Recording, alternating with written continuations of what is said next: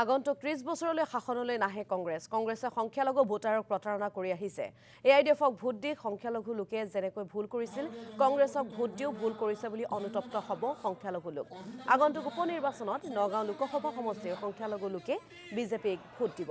লোকসভাৰ উপনিৰ্বাচনতো পৰাস্ত হ'ব বিৰোধী। নিৰ্বাচনক লৈ কৰ্মসূচী আৰম্ভ কৰি মন্তব্য কৰিলে বিধায়ক পীযুষ হাজৰিকাই। নিৰ্বাচনৰ তৎপৰতা আৰম্ভ কৰি পীযুষ হাজৰিকাৰ নেতৃত্বত আয়োজন কৰা হয় কৰ্মী সভাৰ।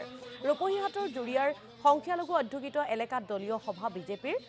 নগাঁও লোকসভাৰ অন্তৰ্গত সংখ্যালঘু অধ্যুষিত বিধানসভা সমষ্টিসমূহত বিজেপিক শক্তিশালী কৰাৰ লক্ষ্য। দলৰ কাৰ্যকৰ্তাসকলৰ লগত অলপ যোগাযোগ কৰাৰ চেষ্টা কৰিছো। আমাৰ ইয়াতে সংগঠন বহুত শক্তিশালী নহয়, কিন্তু সংগঠনৰ মানুহ নথকাও নহয়। তেতিয়াও প্ৰায় 600-650 কাৰ্যকৰ্তা ইয়াতে উপস্থিত হৈছে। গতিকে আমাৰ সংগঠন ভাল জেগাত যদি কৰিবলৈ আৰম্ভ কৰোঁ, নিশ্চয়কৈ ভাল ফলাফল লাভ কৰিম বুলি মই ভাবোঁ। কংগ্ৰেছক ভোট দিয়াৰ লাভ নাই। অসমত 20-30 বছৰলৈকে কংগ্ৰেছ ক্ষমতালৈকে অহাৰ কোনো আশা কোনোৱে দেখা নাই। গতিকে কিয় ৰূপহী মানুহে ভুল কৰে সেই কথা মই নিজেও বুজি নাপাওঁ। গতিকে এই নিৰ্বাচনত কংগ্ৰেছ দল, এআইডিএফ দল ত্যাগ কৰি ৰূপহী ৰাইজে, সিংহৰ ৰাইজে ভাৰতীয় জনতা পাৰ্টিক ভোট দিব বুলি মই দৃঢ়ভাৱে বিশ্বাসী ও আশাবাদী। চাওক, কিমান মাইনৰিটি মানুহক, মুছলমান মানুহক মিছা কথা কৈ কংগ্ৰেছে ভোট ল'ব।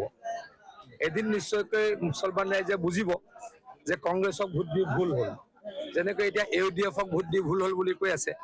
গতিকে তেখেতলোকে বুজিব আৰু তেতিয়া তেখেতলোকৰ অঞ্চলৰ ভাল হ'ব বুলি মই আশাবাদী। কাৰণ এতিয়া কংগ্ৰেছ জিকে, কংগ্ৰেছৰ বিধায়কে কাম কৰিব নোৱাৰে। গতিকে সমষ্টিবিলাক পিছুৱাই গৈছে নাই?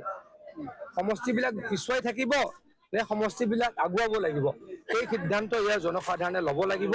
দালালটো থাকিবই নোৱাৰে, আমাৰ ফালেতো নাই। ইয়াতে আমি অলপ কম অহা যোৱা কৰোঁ কাৰণে আমি ইমান নাজানিছিলোঁ। গতিকে য'ত থানাত দালাল আছে, য'ত চাৰ্কুল অফিচত দালাল আছে, সেই দালালবিলাকক অতি শীঘ্ৰে নাইকিয়া কৰা হ'ব।